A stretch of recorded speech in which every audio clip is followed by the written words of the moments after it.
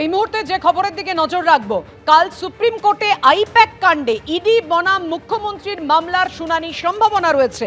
তার আগেই দিল্লির এক মামলায় আইপ্যাকের অন্যতম ডিরেক্টর গ্রেফতার। হাওয়ালা মামলায় দিল্লি পুলিশের এফআইআর এর ভিত্তিতে ইডির মামলা হয়, আর 28শে মার্চ করা সেই মামলাতেই ভিনেশকে গ্রেফতার করলো ইডি।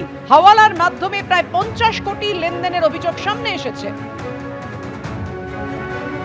কথা বলবো, আমাদের সঙ্গে রয়েছেন আমাদের প্রতিনিধি অতনু হালদার।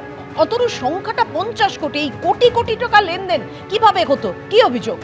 দেখো, অভিযোগ যেটা সেটা হচ্ছে ইডি এই মামলার তদন্ত শুরু করে এবং আইপ্যাকের বিরুদ্ধে অভিযোগ যে হাওলার মাধ্যমে বিভিন্ন টাকা আইপ্যাকের অ্যাকাউন্টে ঢুকেছে, নানাভাবে ঢুকেছে।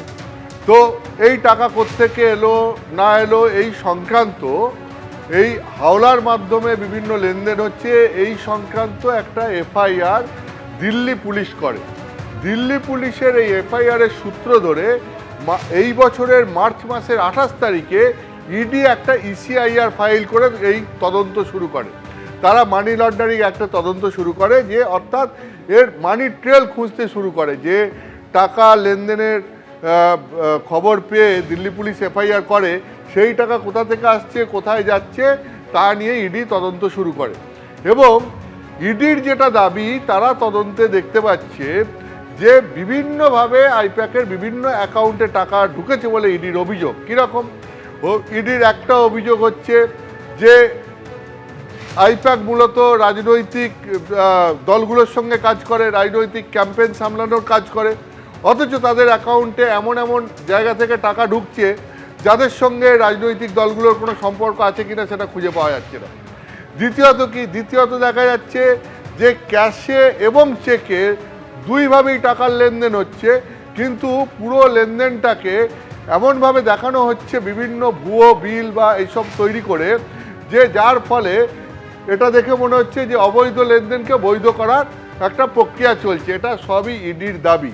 আবার ইডির দাবি কি, যে তারা দেখতে পাচ্ছেন যে একটা সংস্থা, যে সংস্থাটা সেইভাবে অস্তিত্ব খুঁজে পাওয়া যাচ্ছে না, সেই রকম একটা সংস্থা থেকে 13.5 কোটি টাকার লোন সেটা আইপ্যাকের অ্যাকাউন্টে চলে যাচ্ছে।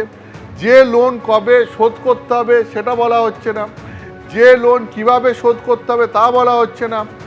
এবং এই যে লোন একটা সংস্থাকে যখন একটা সংস্থা দেয় তখন তো তার বিনিময়ে সুদ নেয়, এখানে এমনকি সুদের কথাও কিছু বলা হচ্ছে না।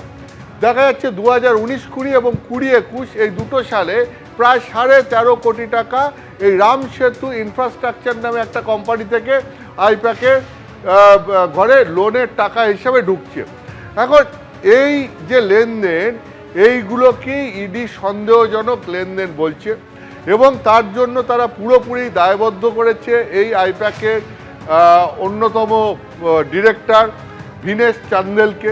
এবং এ মাসের অর্থাৎ এপ্রিল মাসের 2 তারিখে এই নিয়ে ইডি একটা তল্লাশি অভিযান চালায় এবং সেখানে গুরুত্বপূর্ণ কিছু তথ্য পায় এবং সেই সমস্ত তথ্যের ভিত্তিতে গতকাল ভিনেশ চান্দেলকে গ্রেপ্তার করে ইডি দিল্লিতে কোর্টে তোলে। আপাতত 10 দিনের ইডি হেফাজতে ভিনেশ চান্দেলকে আদালতের অনুমতিক্রমে পেয়েছে ইডি এবং তাকে এখন জিজ্ঞাসাবাদের কাজ চলছে। এবিপি আনন্দ, এগিয়ে থাকে, এগিয়ে রাখে।